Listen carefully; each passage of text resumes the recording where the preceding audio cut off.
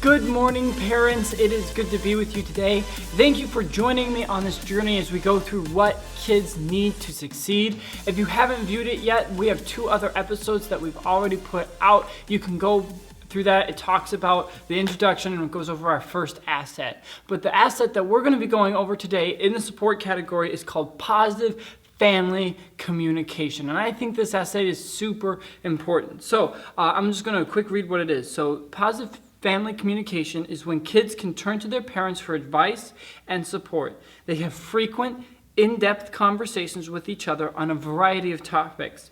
Parents are approachable and available when kids want to talk. And what I found was super surprising about this developmental asset, out of the 3 million students that they interviewed for this survey, only 32% of kids have this asset. So this might be something that you want to take a second look at your family and say, hey, you know what, maybe this is something that we can do a little bit better at. So what is positive family communication? How can you facilitate that in your house? So I just got a couple quick things I want to give you. So the first one is really simple. Be available whenever and wherever your kids want to talk.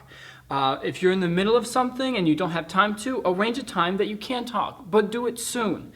And they have a tip here that says, watch for hints. A child who hangs around usually wants to talk. And you guys know the hints your child has about maybe when they want to talk about something or they're waiting to see. So when you see those, be available, be ready to talk. And when your kid talk, really listen. Don't just let it come at you, but really pay attention and be intentional about listening to the child. Accept the fact that you won't agree on everything. And this is something super important, is don't be so quick to label the child's opinion as silly or stupid or childish. It's what they're feeling right now. It might not be the correct feeling, or they might not be thinking in the correct way, and then you can come in and guide them in the right way. But don't be so quick to label how a child's feeling, because then what happens is you end up shutting the door to further communication. So another thing is you can form a habit of frequent conversations. Ask your kid every day about what they're doing and thinking, and tell them about your day too. There's some other things they have here. Talk about it during family dinner. In my house, we did this very often. My dad would have us go do high-lows, or he'd bring up a question or a series of questions to stimulate a dinner conversation around the table so that each of us had a turn to get talking. Have a game night once a week or once a month.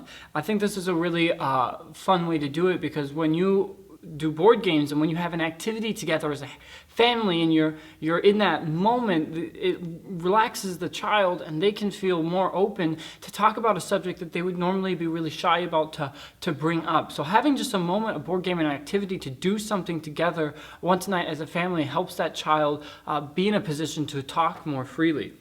And this is a fun little tip. The fewer topics you declare off limits, the more your kids will talk to you. If you don't know the answer to a question, help your kids find it. Search the internet, visit the library, ask an expert together. The fewer subjects that are off limits means the more communication you will have from your child.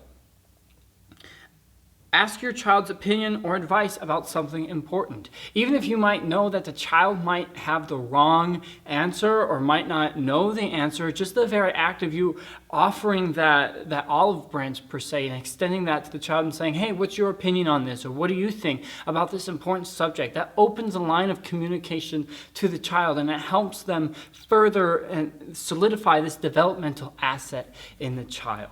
So I just wanted to give you a couple of quick things to help you do this and facilitate this developmental asset in your guys' family life. Thank you for joining me on this journey as we both go through this book and discover new developmental assets. I'm super glad that you joined me, and I hope that you all have a really great day. Thank you very much.